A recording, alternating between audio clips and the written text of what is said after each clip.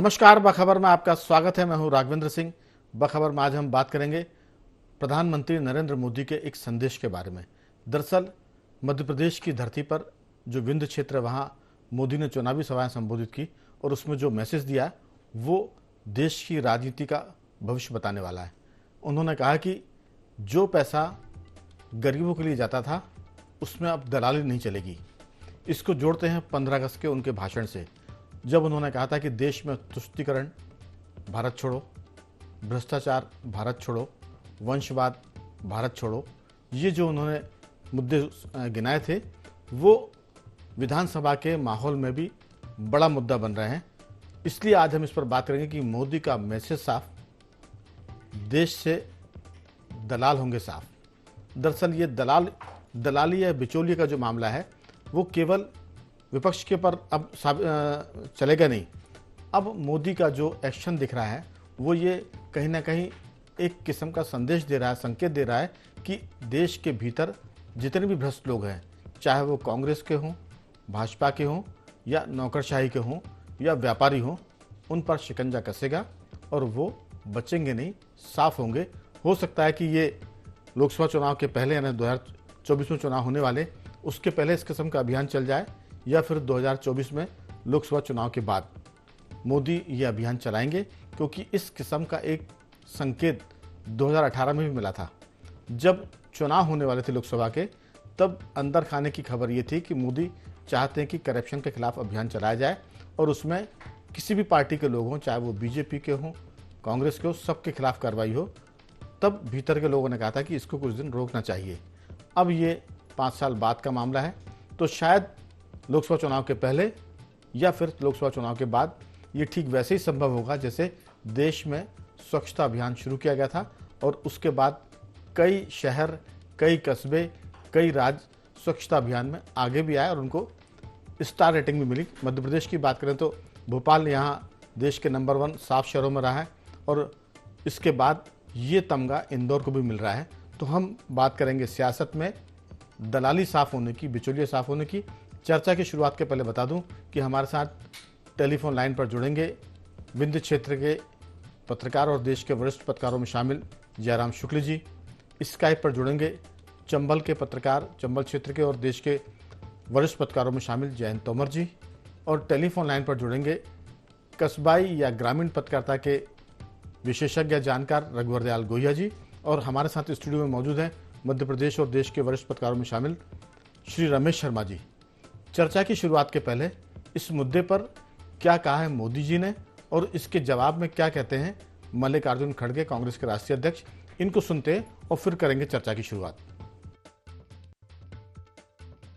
जो सरकार चलाई उसमें उसने गरीब और मध्यम वर्ग को लूटने का ही काम किया था, लेकिन आपके सेवक मोदी ने करीब 10 साल जो सरकार चलाई है, पूरे लगन से समर्पित किए हैं। उसमें घोटाले बंद हुए हैं, गरीब और मिडिल क्लास की बचत हुई है, उन्हें अधिक सुविधा मिली है। इन लोगों ने 5 साल पहले 2018 में कहा था 10 दिन में कर्ज माफ करेंगे, लेकिन 15 महीने में भी उनको सरकार से चलाने का मौका मिला, कुछ भी नहीं किया। कांग्रेस ने मध्य प्रदेश को बीमारू राज्य बना दिया था, भाजपा ने मध्य प्रदेश को विकास के मामले में बहुत आगे पहुंचाया है।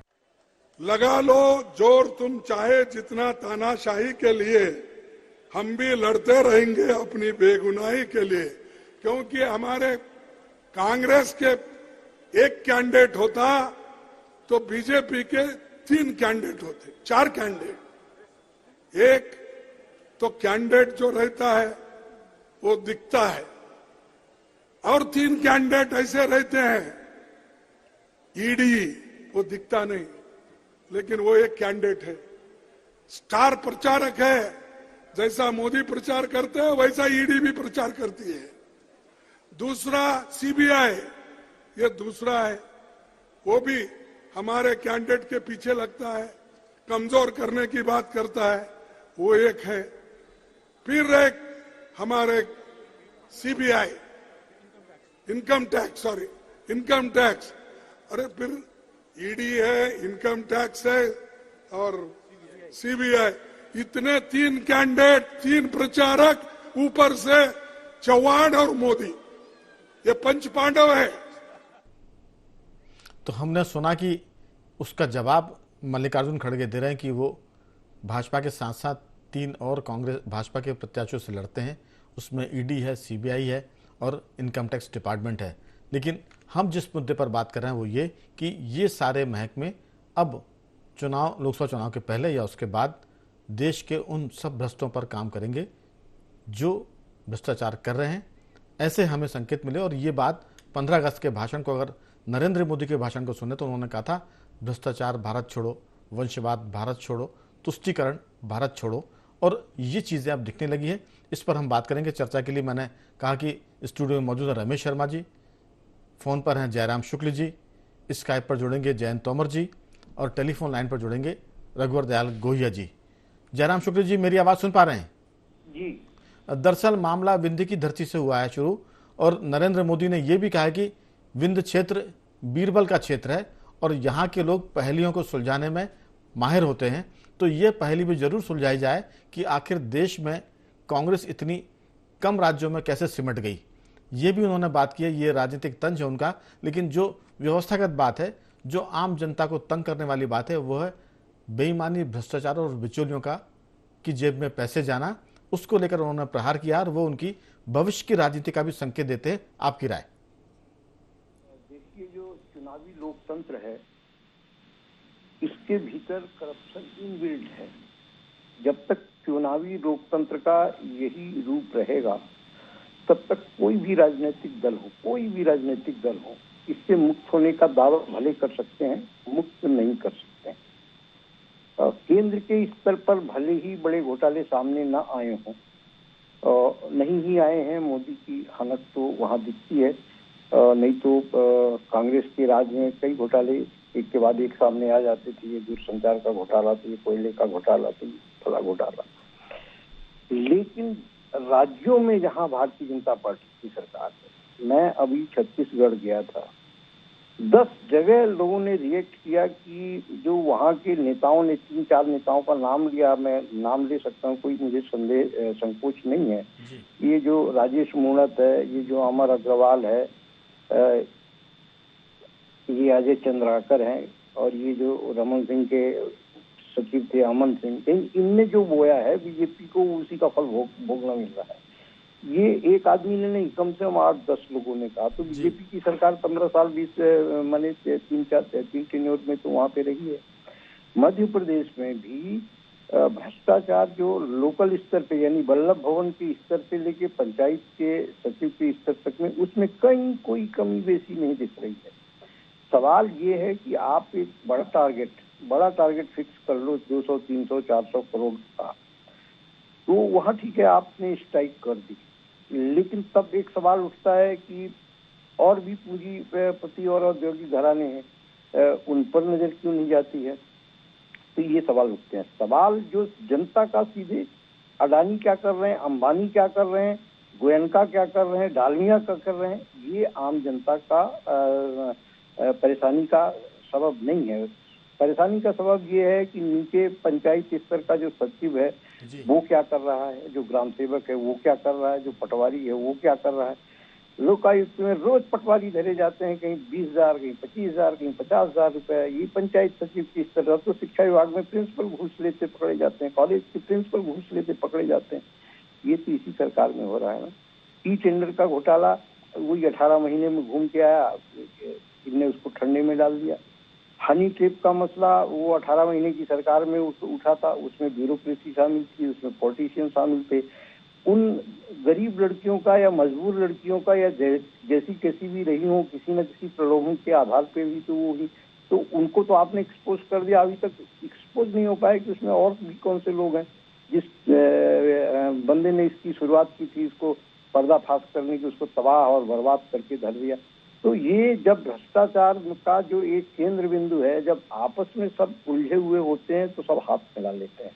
ये ऊपरी वातावरण देखने को मिलता है। मोदी जी की नीयत साफ है।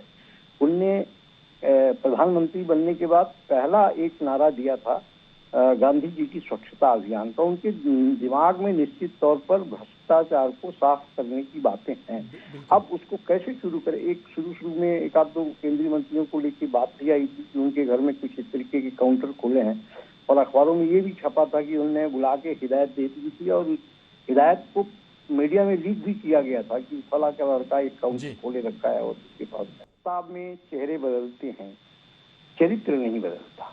हमारे क्षेत्र के एक अच्छे देसी और कद्दावर नेता रामानंद सिंह जी कहते थे, ये जो सत्ता है ये ब्रह्म बाबा का चौरा है, इसमें जो पंडा बैठेगा वो वैसे ही अफवाने लगेगा। सत्ता के चरित्र को देख के अभी तक मेरा अपना अनुभव यही है, और नियति प्रधानमंत्री जी की साफ है, और इस मसले पर पूरे देश की जनता साफ है, मैंने उनके साथ है, लेकिन इसकी क्रेडिबिलिटी अभी नहीं बन पाई।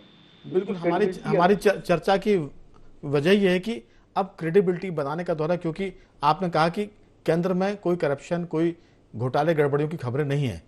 अब इसका विस्तार लोकसभा चुनाव के पहले या बाद में हो सकता है। 15 अगस्त को जो भाषण था नरेंद्र मोदी का, उसमें उन्होंने संकेत दिए थे देश की राजनीति के अगले क्या क्या आयाम हो सकते हैं। उसमें मैंने उसको कई बार दोहराया कि वंशवाद भारत छोड़ो, भ्रष्टाचार भारत छोड़ो, तुष्टीकरण भारत छोड़ो। तो ये सब बातें जो, और आपकी धरती पर, मैंने विंध्य की धरती पर भी उन्होंने इसका जिक्र किया है। और ये भी कहा, मैं पूछूंगा अगले दौर की बातचीत में, कि क्या बीरबल के क्षेत्र के लोग इस पहली को सुलझाएंगे, जो पहली उन्होंने वहां पूछी लोगों से कि कांग्रेस इतनी सीमित क्यों होती जा रही है। मैं लौटूंगा आपके पास बहुत जल्दी। जैन जी, जो मामला देश में भ्रष्टाचार का है, और कर्नाटक में भाजपा ने भ्रष्टाचार के मुद्दे पर सरकार खो भी दी, और कांग्रेस ने इसको इश्यू बनाने की कोशिश की थी मध्य प्रदेश में, लेकिन जितने भ्रष्टाचार के मामले भाजपा की तरफ थे उससे ज्यादा कांग्रेस की तरफ थे, तो मामला दोनों को टकराकर वो जीरो पर चला गया। आपकी राय? नरेंद्र मोदी जो कह रहे हैं कि अब बिचौलिए यानी दलाल नहीं चलेंगे, ये उनका साफ संदेश है, आपका क्या सोचना है? जी राघवेंद्र जी, ये तो बहुत अच्छी बात है कि अगर प्रधानमंत्री श्री नरेंद्र मोदी जी ऐसा सोच रहे हैं कि अब भ्रष्टाचार उनका सबसे बड़ा लक्ष्य होगा, और इस विषय पे जयराम शुक्ल जी ने इतनी अच्छी बात रखी, इतने तरीके से टिप्पणी की है। लेकिन यहाँ मैं ये कहना चाहूंगा कि महाराष्ट्र में उन्होंने क्या किया। महाराष्ट्र में जिन लोगों को वो कुछ दिन पहले तक सरकार में शामिल होने से पहले तक जिनको भ्रष्टाचारी कह रहे थे, और वो लोग जब शामिल हो गए तो वो फिर बिल्कुल सब पाक साफ हो गया। और अब तो ये कहा जाने लगा है कि भारतीय जनता पार्टी तो वॉशिंग मशीन है, बड़े से बड़े भ्रष्टाचारी वहां आके बिल्कुल पाक साफ हो जाते हैं। और ये सब जो बातें हैं, क्या नरेंद्र मोदी जी के मन में ये सवाल नहीं आता कि उनके अधीन जो गृह मंत्री हैं, उनके बेटे की संपत्ति जय शाह की इतनी तेजी से कैसे बढ़ जाती है, और कैसे वो रातों रात बीसीसीआई के इतने बड़े पदाधिकारी बन जाते हैं। तो उनके बिल्कुल सबसे करीबी व्यक्ति पर अगर वो प्रश्न नहीं कर पाते हैं, तो फिर पूरे देश में वो कहां पर भ्रष्टाचार को समाप्त करेंगे? किस तरह से उनके केंद्रीय मंत्रियों के बेटे रातों रात हॉकी फेडरेशन के पदाधिकारी बन जाते हैं? तो ये सारी चीजें जब तक हैं, तब तक इन सब चीजों पर विश्वास कर पाना बहुत कठिन है। प्रधानमंत्री जी ने तो शायद ये भी कहा है कि 2025 में वो संन्यास ले लेंगे प्रधानमंत्री पद से।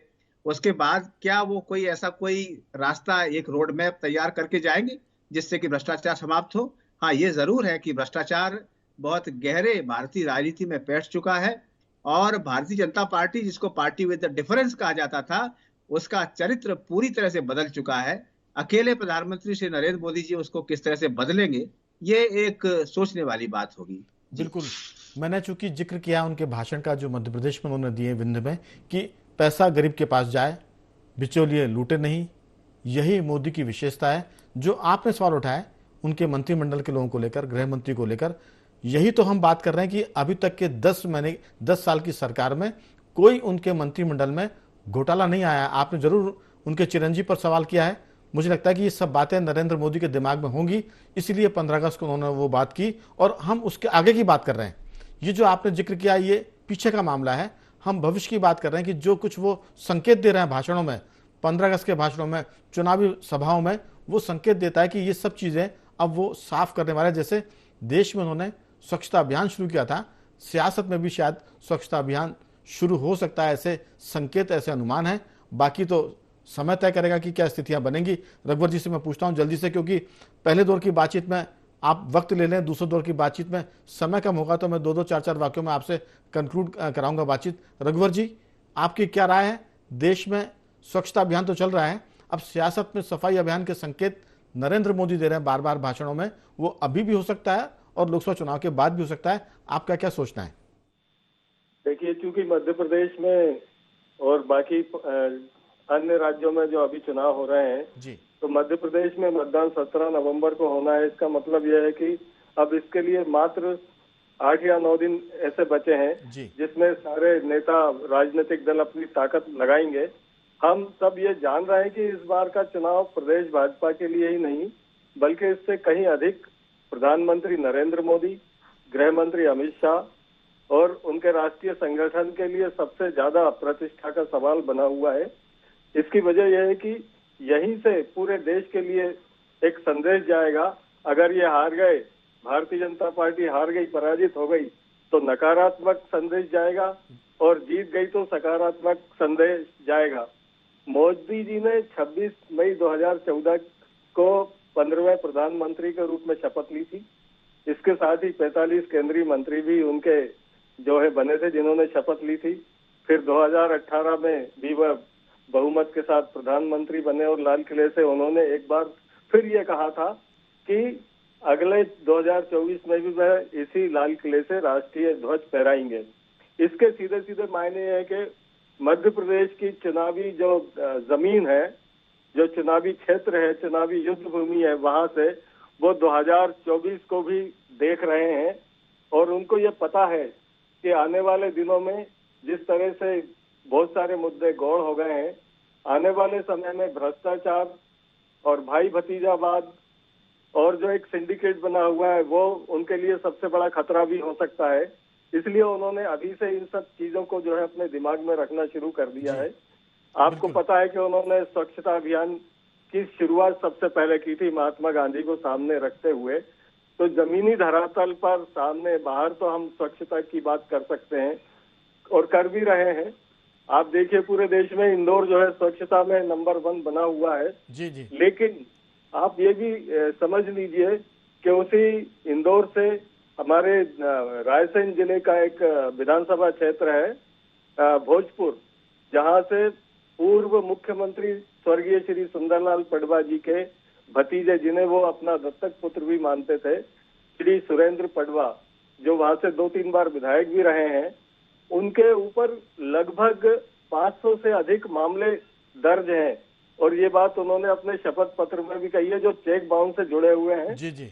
और करीब 6 मामले ऐसे हैं जिनमें उनको सजा हो चुकी है। रघुवर जी, इसी पर तो हम बात कर रहे हैं कि भविष्य की सियासत में ये सब चीजें आएंगी निकलकर और उन पर कार्रवाई होगी। जो आप बता रहे हैं ये सब रिकॉर्ड पर है, इसमें कोई ना छुपा सकता है ना कोई इसको दबा सकता है। मैं लौटूंगा आपके पास, समय की कमी है। रमेश शर्मा जी, ये जो सारा मामला है, जिस ढंग से बात हमारे साथियों ने की है, जयराम शुक्ल जी ने, जयंत जी ने, रघुवर जी ने, जो हम बात करना चाह रहे हैं वो ये कि अगला जो चुनाव होगा लोकसभा का, उसके पहले या उसके बाद में नरेंद्र मोदी के जो भाषण है वो संकेत देते हैं कि वो अब सफाई अभियान चलाएंगे करप्शन के खिलाफ, दलाली के खिलाफ। आपकी राय? देखिए, इसमें कोई शक नहीं कि इस तरह के सफाई अभियान की आवश्यकता है। उसका कारण ये है कि ये जो भ्रष्टाचार है, कोई व्यापार में पैसा बनाता है वो एक प्रश्न अलग है, लेकिन कोई कदाचार से पैसे बनाता है ये बिल्कुल दूसरी बात है। ये जो प्रशासन तंत्र, ये अंग्रेजों ने जो नींव रखी थी कदाचार की, और कदाचार की नींव रख करके जनता से पैसा वसूल करना, इसीलिए नाम उन्होंने कलेक्टर रखा हुआ था। कलेक्ट करना, पैसे को इकट्ठा करना, वो उसका काम हुआ करता था। अंग्रेज चले गए, लेकिन वो उस प्रशासन तंत्र हमने जैसा का तैसा अपनाया और उसमें कदाचार बना रह गया। हर प्रधानमंत्री ने भ्रष्टाचार के ऊपर दुख व्यक्त किया है। मैं 2 उदाहरण देना चाहता हूं नेहरू जी के समय का। जी। विंध्य प्रदेश में एक मंत्री हुआ करते थे, वो रिश्वत में पकड़े गए और उनको टिकट भी मिल गया। जब नेहरू जी को पता चला तो उन्होंने घोषणा की कि भाई इनको गलत टिकट मिल गया, उनको हराइए। तो कुल मिलाकर के ये घटना, 1957 में नेहरू जी के दामाद ने, जो फिरोज गांधी थे, उन्होंने पार्लियामेंट में मुद्दा कदाचार का उठाया और उसमें वित्त उद्योग मंत्री का इस्तीफा हुआ, वो दक्षिण भारत के थे। तो कुल मिलाकर के राजीव गांधी जी ने कहा था कि हम 1 रुपया देते हैं और 85 पैसा तंत्र में लग जाता है। जब मनमोहन सिंह प्रधानमंत्री थे तो उनके मंत्रिमंडल के सदस्य और उनके समर्थक सांसद जेल गए भ्रष्टाचार में। तो कुल मिलाकर के, लेकिन कुछ भी हो, सफाई की दृष्टि से मोदी जी ने जो सख्त कदम उठाया है भ्रष्टाचार पर नियंत्रण करने का, जो उन्होंने पहले दिन कहा था स्वच्छता अभियान, तो वो कितना कर पाएंगे कितना नहीं कर पाएंगे ये मैं नहीं कह सकता, लेकिन बिना डरे हुए, बिना दबे हुए जिस प्रकार वो कदाचार पर नियंत्रण के काम कर रहे हैं। मध्य प्रदेश में आपको राघवन जी याद होगा कि एक IAS के घर 1 आध करोड़ रुपया नकदी मिला था। बिल्कुल। तो कुल मिलाकर के जो काम कर रहे हैं इसकी हमेशा तारीफ की जाना चाहिए। और जनसाधारण को वोट देना बिल्कुल अलग बात है, लेकिन अगर कदाचार से मुक्त होने के लिए कोई सरकार कदम उठाती है तो जन सामान्य को इस कदाचार मुक्ति के अभियान में उनको साथ रहना चाहिए। मोटे तौर पर मैं जयराम जी के मैं इस बात से सहमत हूं कि कहीं ना कहीं आम आदमी को क्या करना होता, उसको पटवारी पैसा ले, बिना पटवारी पैसा लिए खसरे की नकल नहीं देता था।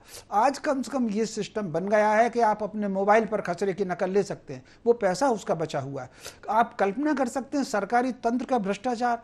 पूछ लीजिए सौगंध खिला करके किसी भी रिटायर्ड कर्मचारी से, रिटायर्ड कर्मचारी का पेंशन वो तब तक नहीं बनाता जब तक कि थोड़े बहुत पैसे नहीं ले लेता। तो ये जो कदाचार फैला हुआ है, मोदी जी का जो अभियान स्वच्छता का था, सड़क की स्वच्छता का, प्रशासन की स्वच्छता का, मैं तो इसकी तारीफ करूंगा। ये ठीक है, कुछ लोग अगर मान लीजिए अमित शाह जी के लड़के ने उसने व्यापार में बनाया, उसमें कोई कदाचार ने नहीं बनाया, सारा का सारा रिकॉर्ड है उसका।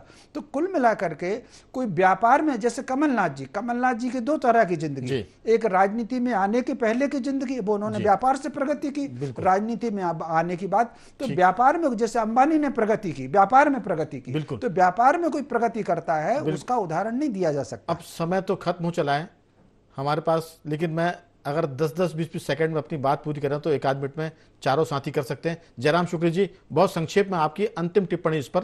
समय खत्म होगा, लेकिन फिर भी मैं चाहूंगा कि दूसरे दौर की बातचीत में 2-4 वाक्य में जरूर कुछ कहें। ये अभियान के साथ देश की जनता रहेगी, बशर्ते इसकी विश्वसनीयता कायम हो। बिल्कुल। और ये जिसको कहते हैं ना, सर्वस्पर्शी और सर्वसमावेशी जो भारतीय जनता का। जैन जी, आपकी राय?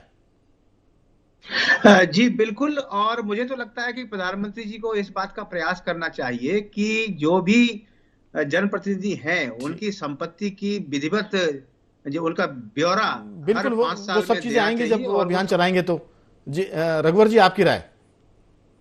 भ्रष्टाचार हर हाल में समाप्त करने के लिए नरेंद्र मोदी की जो कमिटमेंट है, अगर वो साकार रूप लेती है तो इस देश की दशा और दिशा एकदम बदल जाएगी। रमेश जी, आपकी राय? निश्चित रूप से जन सामान्य को नरेंद्र मोदी के सफाई अभियान का समर्थन करना चाहिए। बिल्कुल, कह सकते हैं कि भ्रष्टाचार के इस घटाटोप में जहां पटवारी से लेकर कलेक्टर और मंत्री और मुख्यमंत्री तक पर आरोप लगते हैं करप्शन के, इस अंधेरे में नरेंद्र मोदी का दलाली के खिलाफ अभियान, करप्शन के खिलाफ अभियान की बातें हमें उम्मीद की एक किरण जगाती है। तो कह सकते हैं कि आने वाले दिनों में उम्मीद करते हैं कि जिस तरह से सफाई अभियान देश में चला है, सियासत में भी, राजनीति में भी सफाई अभियान चलेगा और देश की जनता इसको हाथों हाथ लेगी, उसकी सराहना करेगी। तो मैं चारों मेहमानों का धन्यवाद करूंगा। रमेश जी आपका भी, जयराम शुक्ला जी आपका भी, और जैन और रघुवर जी आपका बहुत बहुत साधुवाद कि आपने चर्चा में हिस्सा लिया। तो बने रहिए हमारे साथ और देखते रहिए IND 24।